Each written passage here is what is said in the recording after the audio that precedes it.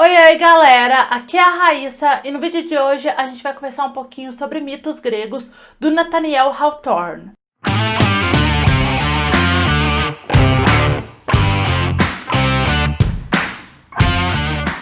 Mitos Gregos foi publicado originalmente em 1851 e até bem pouco tempo atrás os livros do autor eram muito pouco traduzidos aqui no Brasil.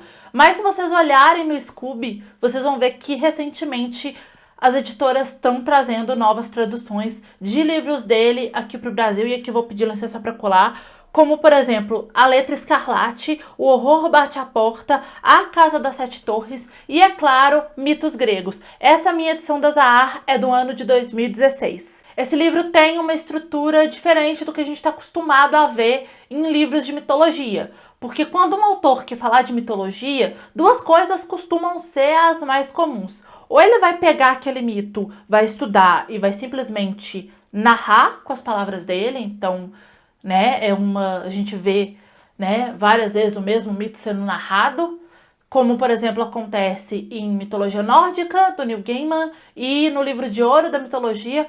Ou ele vai pegar essa mitologia e vai fazer um reconto dela, ou utilizar personagens mitológicos, deuses da mitologia, como personagens da história, mas mantendo as principais características deles, como acontece em Circe, por exemplo, e em Percy Jackson. E também tem os autores, principalmente os autores de fantasia, que vão ali se inspirar em diferentes mitologias para poder criar o mundo dele, mas aí isso só tá absolutamente claro se o autor quiser deixar isso claro, não necessariamente ele precisa fazer isso. Em Mitos Gregos, a gente vai acompanhar um universitário que está tomando conta de um grupo de crianças, e essas crianças vão constantemente pedir que ele conte histórias para elas. E as histórias que ele vai escolher contar são histórias da mitologia grega. Ele vai tomar algumas liberdades criativas, vamos chamar assim, e vai mudar algumas coisas nessas histórias, como, por exemplo,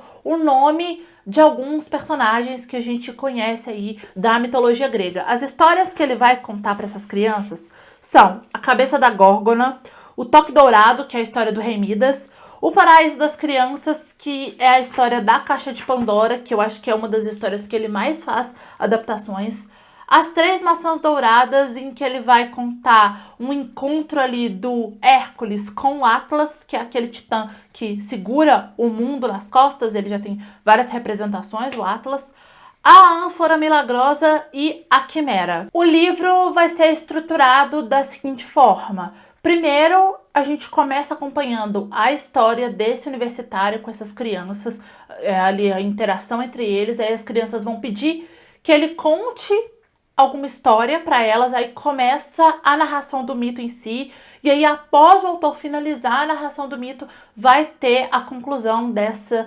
interação desse universitário com essas crianças. Todos os capítulos do livro vão ser estruturados dessa forma. Lembra um pouquinho a estrutura das Mil e Uma Noites, mas eu acho que é mais por essa questão dele estar contando a história e de ter um momento antes e um momento depois dessa contação de histórias. E também os capítulos, assim, são diferentes momentos. Não é a história dessas crianças, ela não vai ser, ela tá organizada de uma forma linear, mas a gente não acompanha um dia inteiro, assim.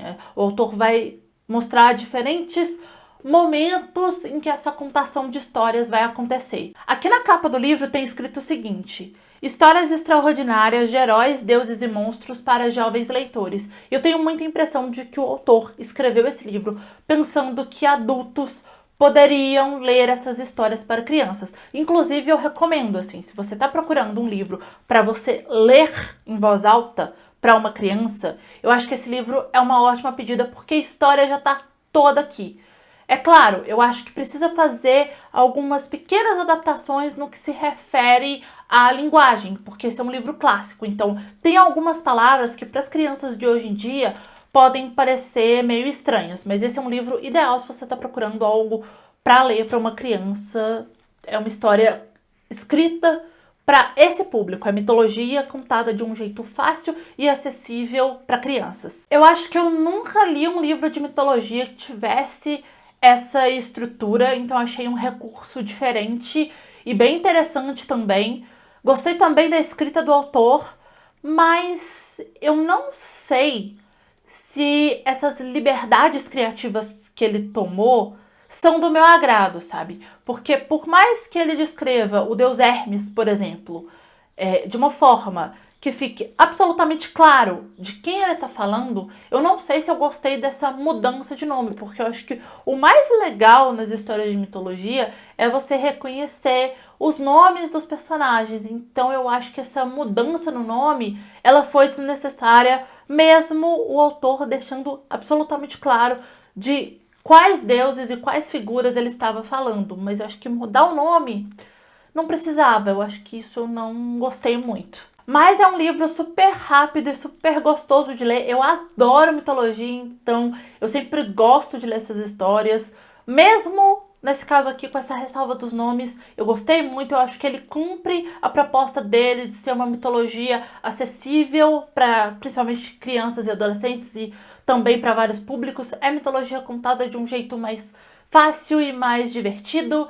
Essa questão dessa interação que tem antes também das crianças com esse universitário torna a história um pouco mais lúdica, então eu recomendo sim essa leitura. Essa edição da Zahar, ela tá belíssima, belíssima, olha a folha de guarda, tem textos de apoio, tem ilustrações, deixa eu pegar uma aqui da história da Pandora, olha aqui, tem ilustrações belíssimas também, os textos de apoio também são super curtinhos, então dá super para ler rapidinho também, não é nada muito rebuscado, é mais comentários sobre a história e sobre a vida do autor, então sempre recomendo que você leia, quando a edição tem prefácio, pós-fácio, eu sempre recomendo que você leia. E o que é melhor aqui é que o prefácio, nesse caso, não tem spoilers, porque às vezes alguns têm. Esse aqui não tem. E é isso, assim, se vocês se interessaram por essa edição e quiserem comprar, comprem na loja da sua preferência, utilizando um dos links que estão no box de informação, comprando qualquer livro ou qualquer coisa, utilizando os links que eu deixo na descrição dos meus vídeos, vocês ajudam o canal com uma pequena parcela da sua compra, sem gastar nenhum valor a mais por isso. Então, muito obrigada. Se você gosta de mitologia, depois que acabar esse vídeo, dá uma olhadinha nos cards, clica no izinho que tá aqui do meu lado, ou aqui, já não lembro mais, que já tem resenha de 2 livros de mitologia aqui no canal. Eu deixei nos cards a resenha de Circe e de mitologia nórdica do New Gamer para vocês irem lá conferir. Se você gostou desse vídeo, clica muito em gostei aqui embaixo para me ajudar na divulgação. Compartilhe esse vídeo para os seus amigos e se inscreve aqui no canal se você não for inscrito. Não deixe de me seguir em todas as redes sociais, todos os links também estão no box de informação. Assiste esses 2 vídeos que estão aqui do meu lado, que eu acho que eles podem te interessar. É isso, beijo, tchau e até o próximo vídeo.